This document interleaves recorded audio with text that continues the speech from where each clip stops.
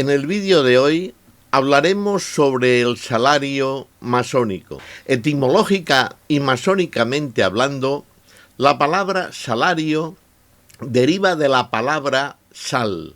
Y es que, como muchos de vosotros sabéis, antiguamente los obreros recibían el producto de su trabajo en una especie de salario, es decir, de paga, que estaba compuesto por un valor monetario y en especies. Y estas especies generalmente estaban esencializadas por la sal. La sal en tiempos era un medio muy necesario para todas las familias, para la sociedad entera, para conservar los alimentos.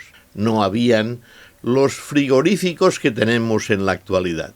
Por lo tanto, es necesario poner en contexto esta situación. Pero para hablar de salario masónicamente, sería necesario diferenciar el salario de grado con el salario del masón. El salario de grado es la parte esencial del pago que recibe un aprendiz para en un momento determinado subir de grado, es decir, pasar de grado, ser compañero. O posteriormente, desde compañero, el salario de grado sería en un momento determinado, cuando las circunstancias fueran oportunas y así consideradas por el primer vigilante, llegar a la maestría. Es decir, este es el salario del masón. Pero existe otro salario, y es el salario de la asistencia a logia, es decir, de la participación en los trabajos de logia, que en una parte de su circunstancia, al finalizar estos trabajos, todo el mundo ve compensado su trabajo con un buen salario. ¿Qué quiere decir esto?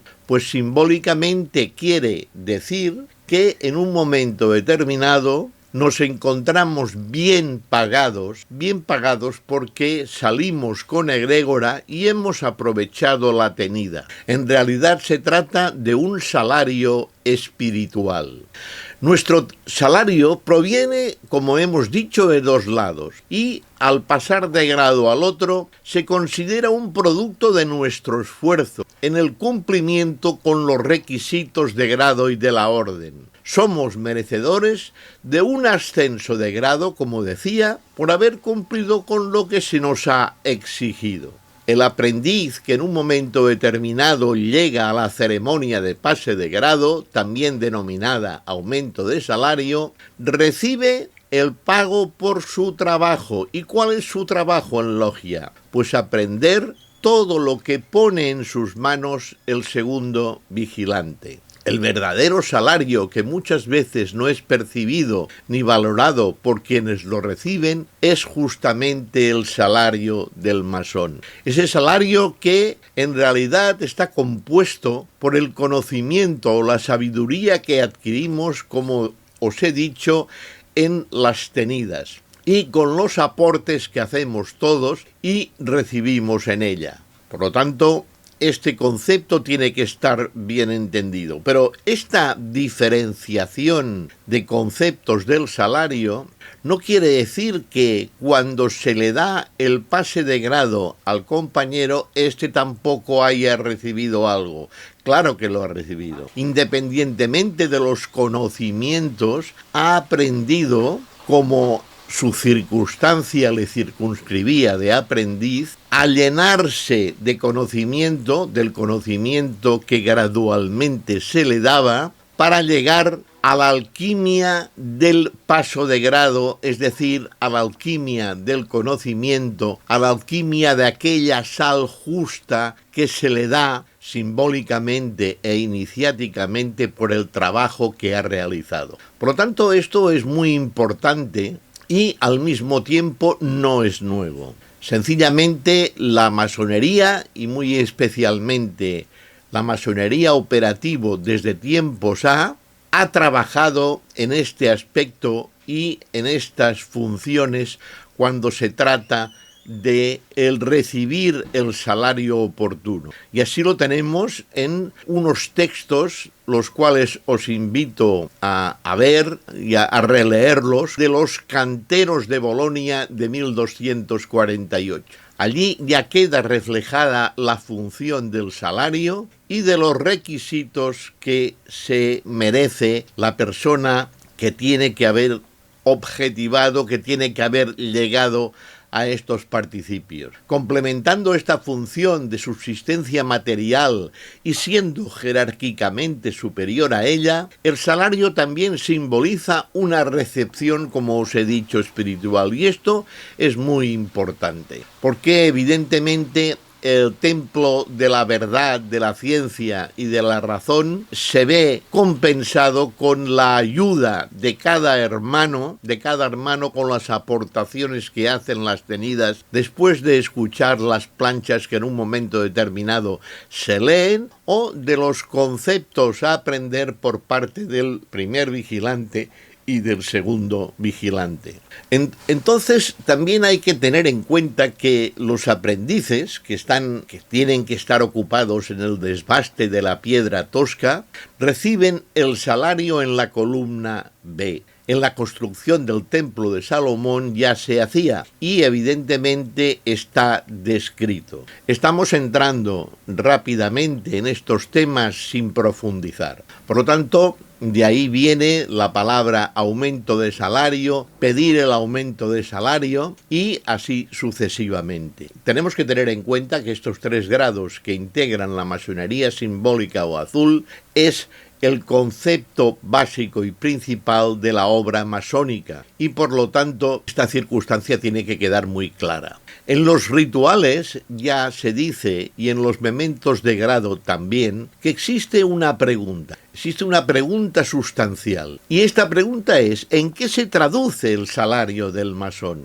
Y la respuesta a esta pregunta que se tiene que dar es en el perfeccionamiento gradual de sí mismo, que es lo que hemos estado analizando hasta el momento. Porque en sintonía con esta idea de que el paso del aprendiz a compañero se denomine aumento de salario, así también es el sentido de la recompensa producida por el obrero en su progresivo desprendimiento de las contingencias que tenga en su labor y en la superación de cualquier individualismo en pos de lo que denominamos el concepto de la universalización plena y menos trabajar de manera para uno mismo, de manera autónoma, sino que aprender desde buen principio a trabajar en grupo.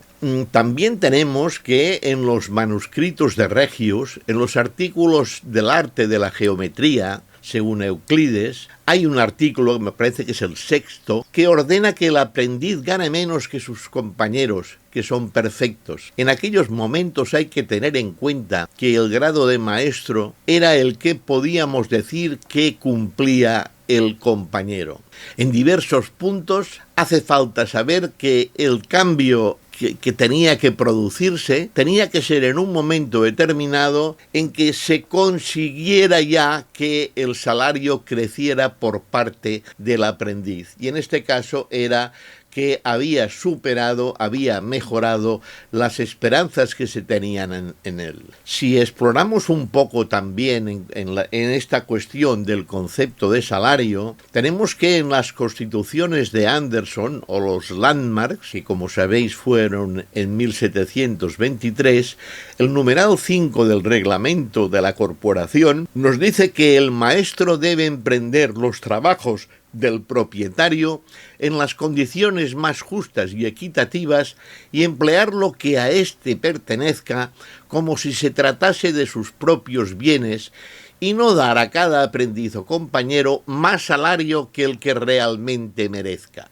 La equidad tiene que estar desde el primer momento y nos viene impuesta desde 1723 de una manera ya bastante concreta en las constituciones de Anderson. Maestros y masones todos deben ser fieles al propietario que los ocupa y se les paga religiosamente el salario, y si no se les paga, este maestro está incumpliendo las leyes masónicas. Por lo tanto, el trabajo de los aprendices y de los compañeros para ganarse el salario se tiene que hacer ejecutando bien estos trabajos, a conciencia, bien trabajados y de la manera que se les ordene, por jornal o a destajo. Así pues, después de hacer una reseña general del concepto del salario, atendiendo a los antiguos documentos que hablan sobre él, creo que queda bien especificado